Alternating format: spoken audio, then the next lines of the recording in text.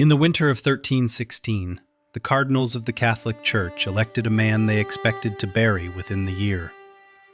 He was 70, frail, a compromise nobody loved, chosen only because the conclave had deadlocked for 2 years and everyone wanted to go home.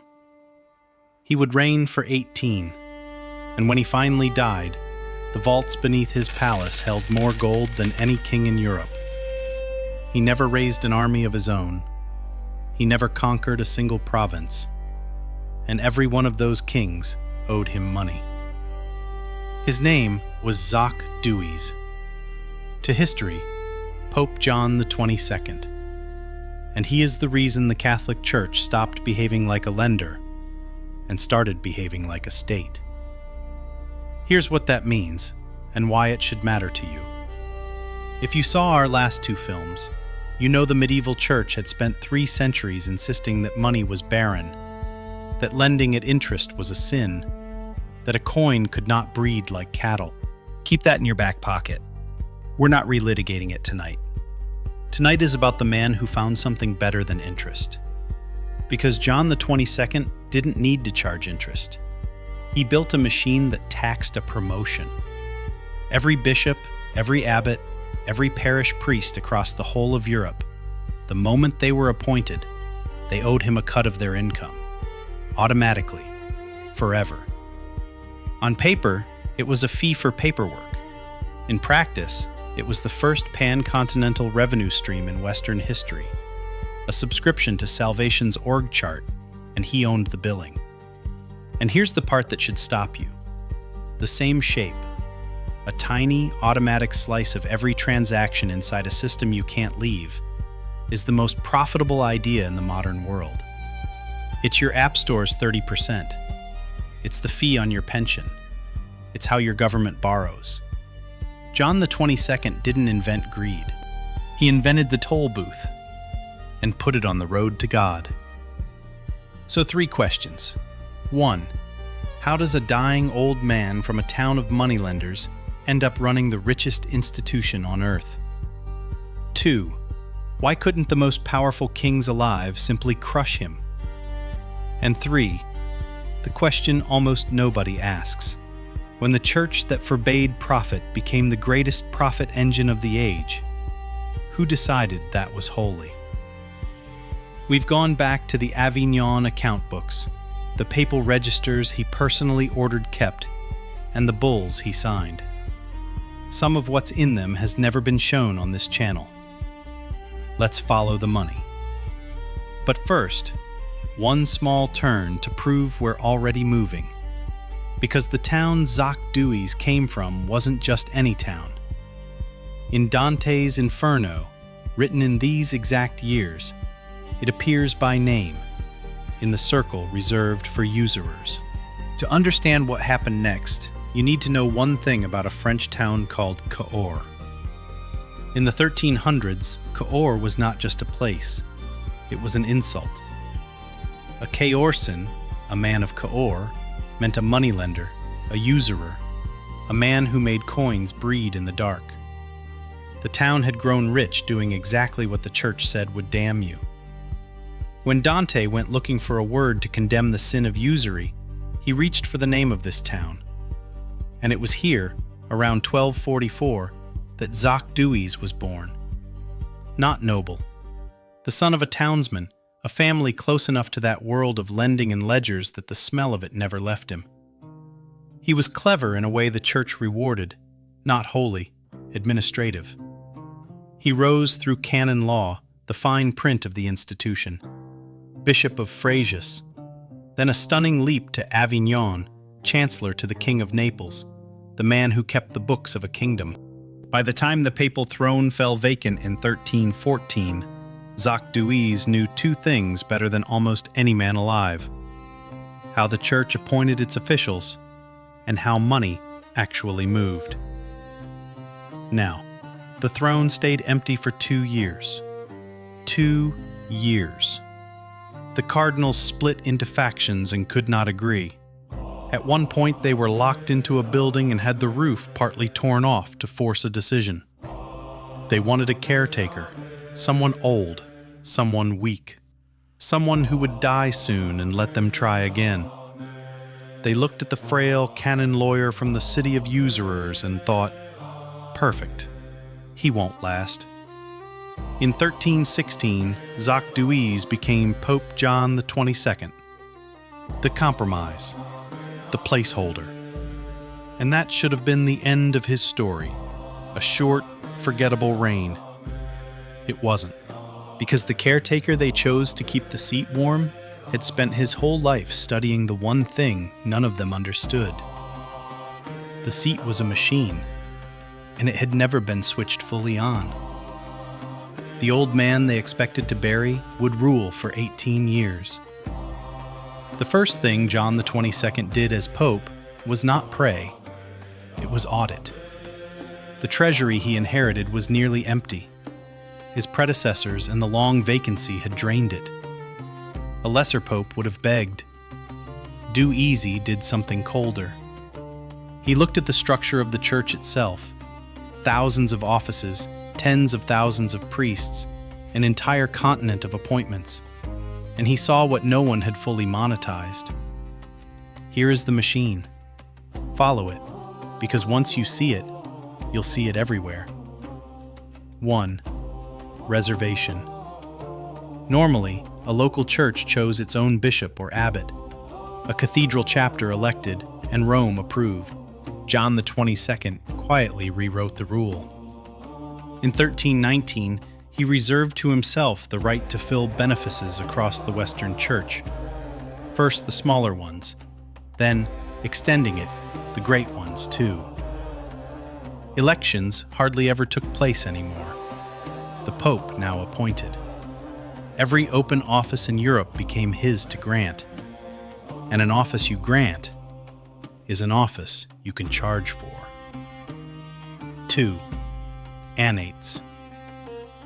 Every newly appointed cleric owed the papal treasury the first year's income of his post. In practice, about half of that first year paid straight to Avignon. A man becomes a bishop. Before he blesses a soul, he owes the Pope half a year of the diocese's revenue. He dies or moves, the seat opens, someone new pays again. The same chair, taxed on every occupant, forever. Picture one man inside that system, a newly named bishop in some German town. Call it the day of his life he'd waited 30 years for. Before he has said a single mass, before he has met a single soul in his flock, a notary from Avignon presents him with a bill. Half of everything the diocese will earn this year, owed to the Pope. He doesn't have it. Almost none of them did. So he borrows it. And now the new bishop begins his holy office already in debt to a banker.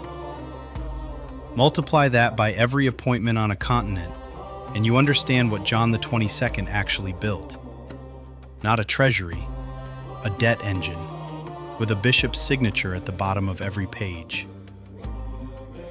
3. Servitia, the services. The great offices paid additional fees on top, split between the Pope's chamber and the cardinals. Layer upon layer. Nothing moved inside the church without a payment peeling off it and flowing to one building on the Rhône. Now watch what that actually is. It isn't a loan. There's no interest, so there's no sin. The old prohibition never even applies. The church spent 300 years terrified of a coin that breeds. John XXII found a coin that tolls, a small, automatic cut of a transaction that has to happen anyway, inside a system no one can leave. You cannot be a bishop without being appointed. You cannot be appointed without paying. That's not usury. That's a platform fee. Running it required a bureaucracy the medieval world had never seen. The Apostolic Camera, the papal chamber of finance, became the beating heart of the church, and at its head sat the Camerlengo, the chamberlain. Men like Gaspard de Laval, who turned the collection of heaven's revenue into a science. Under John XXII, The camera kept registers so meticulous that historians still read them today. Every appointment, every debt, every name. He built the first true accounting state in Europe, and its ministry was money. But a machine like this has one weakness. It needs someone to pay. And what happens when a bishop can't, or a king won't? Then the Pope did the thing that makes him unlike any lender before him. He didn't send debt collectors. He sent bankers. Contemporaries called them the Mercatores Domini Papi, the merchants of the Lord Pope. And these were not small men. They were the two greatest banking houses on earth, the Bardi and the Peruzzi of Florence. They collected the Pope's revenue in far-off kingdoms so he didn't have to. They advanced him cash before it arrived. They moved his gold across borders on paper without a single coin ever leaving a strongbox. A bishop in England paid his annates into a Bardi office in London, and the Pope drew the same sum from a Bardi office in Avignon. The Church had found the perfect partner, and the Florentines had found the perfect client. The one debtor on earth who could tax an entire continent to pay them back. Remember those two names, the Bardi and the Peruzzi, because within a single generation, the richest banks in the world would gamble everything on kings instead of popes, and lend a fortune to the King of England for a war. He would refuse to pay it back, and the collapse would be the largest financial disaster of the medieval age. But not yet. For now, an old man in a landlocked town on the Rhône had a private financial network reaching every capital in Christendom. And the two biggest banks alive worked for him. He wasn't collecting a tax. He was collecting a toll he'd placed on heaven itself. Now here's where it gets truly strange. Because you'd think a machine this greedy would collapse the moment a real king pushed back. Kings had armies. The Pope had accountants. It should have been no contest. It wasn't. And the man who learned that most brutally was named Louis of Bavaria. In 1314, the German princes had done something inconvenient. They'd held a disputed election for the throne of the Holy Roman Empire, and two men claimed it. Louis of Bavaria won on the battlefield in 1322. By any normal logic, that settled it. It didn't, because John XXII announced that no imperial election counted until the Pope approved the winner. And he had not approved Louis. Think about what that claim really was. The old man in Avignon had just declared that the most powerful secular crown in Europe was, in effect, a benefice, an office he had the right to confirm. The same logic as a vacant bishopric. The reservation machine had reached for a throne. Louis refused to kneel. So John excommunicated him, cut him off from the sacraments, declared his subjects free of their oaths. A ruler under excommunication was, in medieval terms, radioactive. Every alliance, every loan, every marriage negotiation now poisoned. And this is the weapon that made the Pope untouchable. The weapon no king possessed. A king could burn your fields. The Pope could freeze your entire world without leaving his chair. Louis had an army. He did not have the thing the Pope was selling, legitimacy, and the credit that comes with it. Because here is the quiet truth underneath the whole medieval order. A crown was only worth what people believed it was worth. And the Church had spent centuries making itself the one institution that could certify belief. So Louis marched on Rome in 1327, and in January 1328, he had himself crowned emperor in St. Peter's. Not by the Pope, who was hundreds of miles away in Avignon, but by the hands of the Roman people and a couple of bishops. A crown taken, not granted. It looked like victory. It was the opposite. because a coronation the Pope refused to recognize was a coronation half of Europe refused to recognize. Louis had the medal on his head and none of the money behind it. His campaign was already draining him dry. The further he pushed against Avignon, the more the excommunication choked off the loans and loyalties that funded him. And here's the detail that should make your skin crawl, because it's the whole trap in miniature. The priests of Louis's own empire, German bishops, German abbots, were still paying their annates to Avignon, to John. The emperor was fighting a war against a man who was, at that very moment, being funded by taxes collected inside the emperor's own lands. Louis couldn't cut it off without attacking his own church. Every road out of the problem led back through Rome. He was learning the lesson every king of this century would learn. You cannot outspend a man who taxes your own priests. You cannot besiege a treasury 3 countries away. And you cannot conquer a crown by force when the one authority that mints legitimacy has declared you a heretic. So Louis did the only thing left to a man losing a war of belief. If the Pope's power was that he alone could crown and confirm, then Louis would answer it in kind. He decided to build a pope of his own.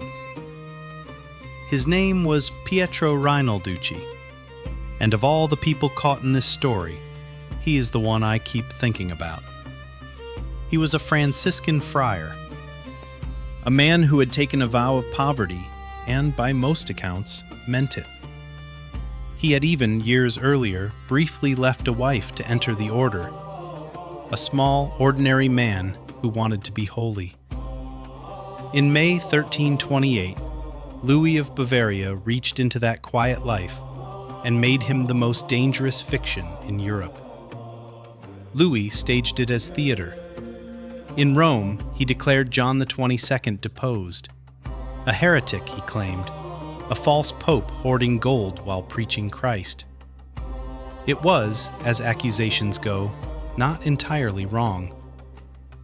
And then Louis had the crowd elect the humble friar as the true pope. Pietro took the name Nicholas V. For a moment, it must have looked like the machine finally had a rival. 2 popes now, one made of gold and paperwork in Avignon, one made of poverty and an emperor's need in Rome. It lasted less than a year, because an antipope is only as strong as the power holding him up, and Louis's power was evaporating by the month. His money ran out. His Roman welcome curdled. The same crowd that cheered him began to jeer. When Louis retreated north, he left his invented pope behind like a stage prop after the play closes. And here is the ending that tells you everything about which kind of power actually won this century. Pietro Rainalducci, abandoned, hunted, worth nothing to anyone now, made his way to Avignon, to John XXII, to the very man he had been paraded out to replace. And in 1330, in front of the papal court, the friar knelt, a rope around his own neck as a sign of submission, and begged for mercy. John XXII gave it. Of course he did. Mercy was cheap, and the image of a rival pope groveling at his feet was worth more than any punishment. Pietro was kept in comfortable confinement in Avignon for the rest of his life. The man of poverty spent his final years inside the richest court in Christendom, a living trophy. The emperor built a pope out of poverty, to fight a pope built out of gold. And the gold didn't just win, it kept the loser as a souvenir. But there's a thread in this we've been circling and haven't pulled. Louis called John a fraud for hoarding wealth while Christ was poor. It sounded like propaganda. It wasn't only propaganda. It was the single most dangerous idea of the age. And John XXII was about to make believing it a crime. Rewind. and hold one question in your head, because it's the hinge the whole century turns on. Did Jesus Christ own anything? It sounds like a riddle for monks. It was the most destabilizing question in Europe, and here's why. There was an order, the Franciscans, founded on the radical claim that Christ and his apostles owned nothing at all. No property, no money, pure poverty. The friars didn't just admire it, they lived it, and their popularity was enormous.